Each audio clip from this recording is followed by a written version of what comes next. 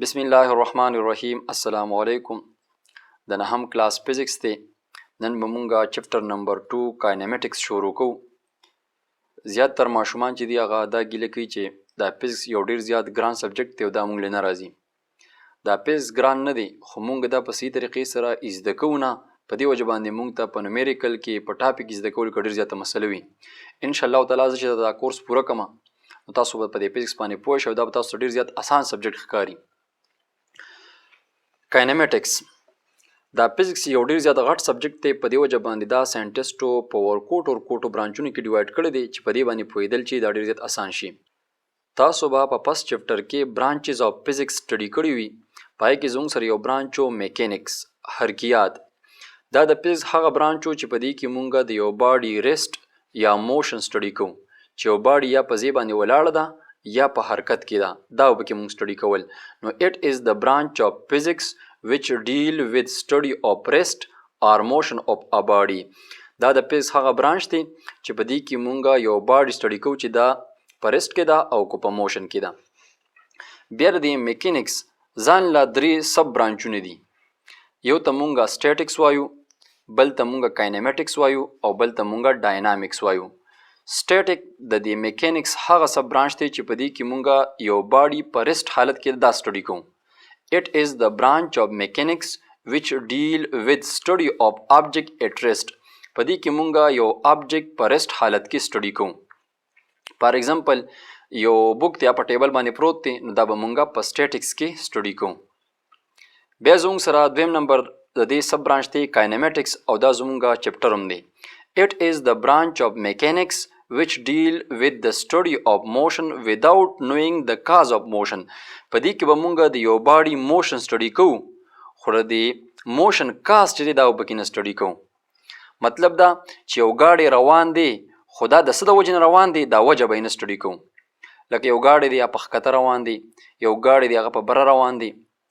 دغه شانتي یو ګاډی چې دی هغه ګول لار باندې حرکت کوي، یو ګاډی چې دی هغه ګډوډ حرکت کوي. سی شو نو موږ په دې کې موشن سټډي کوو خو کازز اف موشن به پکې نه سټډي کوو. بیا د دې بل سب برانچ زموږ سره دی ډاینامیکس او دا زموږ سره دریم نمبر چپټر دی. It is the branch of mechanics which deals with the study of motion with knowing the cause of motion. په دې کې به موږ موشن هم سټډي کوو او د دې موشن کاز به موږ سټډي کوو چې دا باډي حرکت کوي ولی حرکت کوي، یا دا باډي په بره ځي دا ولی په بره ځي، یا دا باډي چې مونږ کله پریدو دا بالپین دی دا زه پریدم او دا په ښکته راځي نو دا ولی په ښکته راځي. نو په دې کې به مونږ موشن هم سټډي کوو او کازز آف موشن هم سټډي کوو. نو زمونږ نننی چې کوم چپټر دی نو هغه د میکینکس دا دویم سب برانچ دی او هغه دی کاینمیټکس.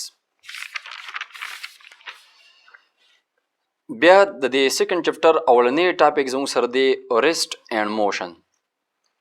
ریسټ وی سکون ته، حالت سکون. کله چې یو ابجیکټ په ځای باندې پروت وي کنه او د وخت تیریدو سره دا خپل پوزیشن چینج نه کی مونږ وی دا باډي په ریسټ کې دی. A body is said to be at rest. یو باډي په ریسټ کې الوي if it does not change its position with respect to time and surrounding. کله چې د وخت تیریدو سره سره دا باډي خپل پوزیشن چینج نه کی نو دا په څه کې وي دا په ریسټ کې وي. لکه فار ایگزامپل زموږ سره دا یو موټر دی او اوس 2 بجې دي، ټیک شو. په 2 بجې باندې دا په دې ا پوزیشن باندې دی. اوس 10 منټه د پاسه 2 بجې شوي نو دا دقه په ا پوزیشن باندې دی. 20 منټه د پاسه 2 بجې شوي دا دقه پوزیشن باندې دی. نو دی with respect to surrounding with respect to time دی خپل پوزیشن چینج نه کو. په دې وجه باندې دا باډي چې دا په ریسټ کې ده. بیا زموږ سره بل ټاپک دی موشن. یو باډي چې کله with respect to time and surrounding خپل پوزیشن چینج کوي دې ته به موږ څه وایو چې دا په حرکت کې ده، په موشن کې ده. نو موشن معنی ده حرکت. چې کله یو باډي د وخت تیریدو سره سره خپل پوزیشن چینج کوي نو دې ته به موږ وایو چې دا په حرکت کې ده. A body is said to be in motion if it change its position with respect to time and surrounding. کله چې یو باډي د وخت تیریدو سره سره خپل پوزیشن چینج کوي نو دې ته به مونږ وایو چې دا په موشن کې ده. فار ایگزامپل دا زموږ سره یو موټر دی او دا په 2 بجې باندې په ا پوزیشن باندې دی، ټیک شو. اوس لس منټه د پاسه په 2 بجې باندې دا بی پوزیشن ته راورسېدو او 20 منټه د پاسه په 2 بجې باندې دا سی پوزیشن ته راورسېدو نو د وخت تیریدو سره سره دا خپل پوزیشن چینج کوي نو موږ به وایو چې دا په موشن کې دی ټیک شو. بیا د دغې نه پس زموږ سره یو ورکوټ غونډه کې بل ټاپک دی ریسټ اینډ موشن آر ریلیټیو ټرمز. دا ریسټ اینډ موشن چې دی دا یو ریلیټیو ټرمز دی. دې څه مطلب دی؟ دې مطلب دا دی چې کله ته دا وی کنه چې دا باډي یا په ریسټ کې دا یا په موشن کې دا نو دې سره به یو بل ابجیکټ ته کمپیر کې ریلیټیو د ریلیشن نه وتی دا ریلیشن او ریلیشن وی تعلق ته نو ته چې دا ګور چې دا باډي په ریسټ کې دا یا په موشن کې دا نو ته به دې باډي د یو بل باډي سره ریلیشن جوړې کمپیر کې وای. سیدا تاسو دې تیوري ته وګورئ it means an object may be at rest with respect to one object and at the same time او په دغه ټایم کې it may be in motion with respect to another object. مطلب دا دی چې فار ایگزامپل زما سره دا یو باډي دا باډي A سی شو دا دی بی ته په ریسټ کې ده خو په دغه ټایم کې دا دی سی ته په موشن کې ده. د دې مطلب دا دی it depends on the frame of reference او دا ټول ډیپند کوي په څه باندې؟ په فریم اف ریفرنس باندې. د فریم اف ریفرنس له وروسته راشو پیله دا ریلیټیو ټرمز چې دی دا سټډي کوو. ها دا زما سره یو هلک دی د نوم A دی دا یو بل کس دی د نوم B دی او د دې بس نه بار دلته یو بل کس ولاړ دی د نوم دی C.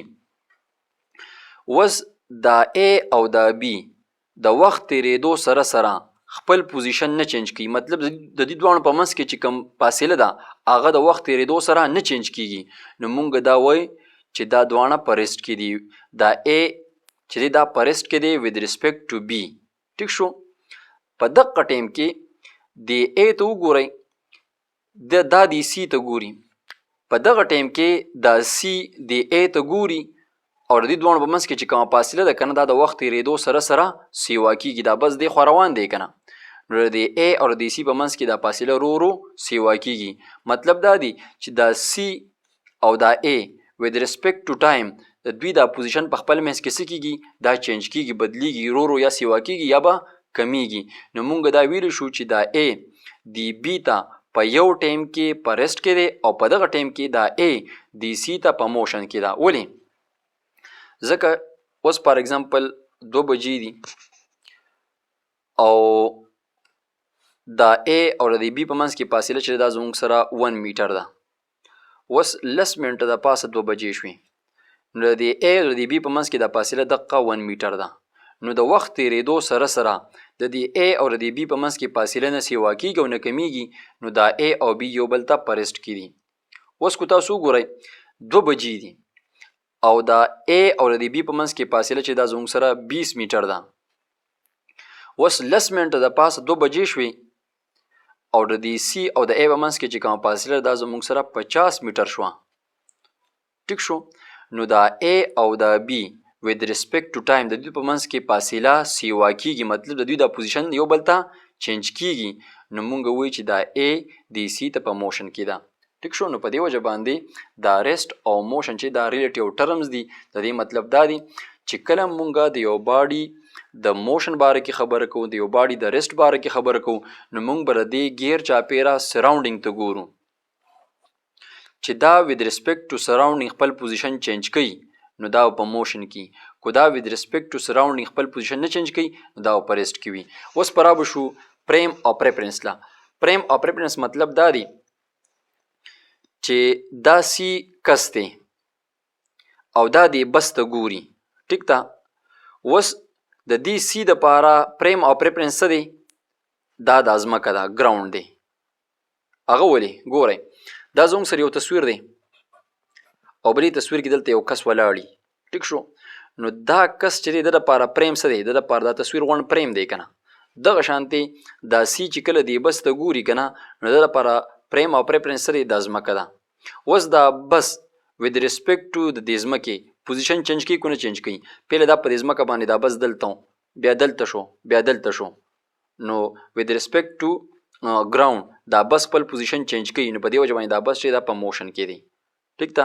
ها اوس دې الګ ته وګورو دې A ته دا دی بی ته ګوري خو د دپاره پریم او پریفرنس څه دی دا بس دی دا ورته د بس په دې پریم کې ګوري چې لکه ود ریسپیکټ ټو د دې بس د دې دواړو په منځ کې دا پوزیشن چینج کېږي که نه چینج کېږي نو دا خو نه چینج کېږي نو دې ته مونږ وایي پریم او پریفرنس خو دا لږ ګران خبره ده به تاسو په بس ټیر کې زده کوئ پریم او پریفرنس تاسو صرف د نهم دپاره دا زده کوئ چې ریسټ اینډ موشن چې دا دواړه ریلیټیو ټرمز دي د ریلیټیو مطلب دا دی چې مونږ دا ګورو چې یو باډي په موشن کې ده نو دا به مونږ د بل باډي سره ریلیټ کوو چې مونږ دا ګورو چې دا باډي په موشن کې ده نو دا به مونږ د یو بل باډي سره ریلیټ کوو څنګه به ریلیټ کوو کو پرس که دا ا ابجیکټ with respect to B خپل پوزیشن چینج کوي نو دا په موشن کې او کو دا A باډي with respect to B خپل پوزیشن نه چینج کوي نو دا په ریسټ کې وي صحیح شو نو امید لرم چې تاسو به دا ټاپک زده کړی وي د دغه شانتي ویډیو د کتو دپاره زما چینل چې دا ضرور سبسکرایب کړئ او د بیل دا غنټې چې دا هم دباو کوئ چې کم نوي ویډیوګان راځي نو چې تاسو ته په ټایم باندې میلاویږي او تاسو په ټایم باندې د هغې نه مستفید کیږئ تر د بل ویډیو لیکچره پورې ښاد او آباد او بریالي اوسئ د لوی الله په امان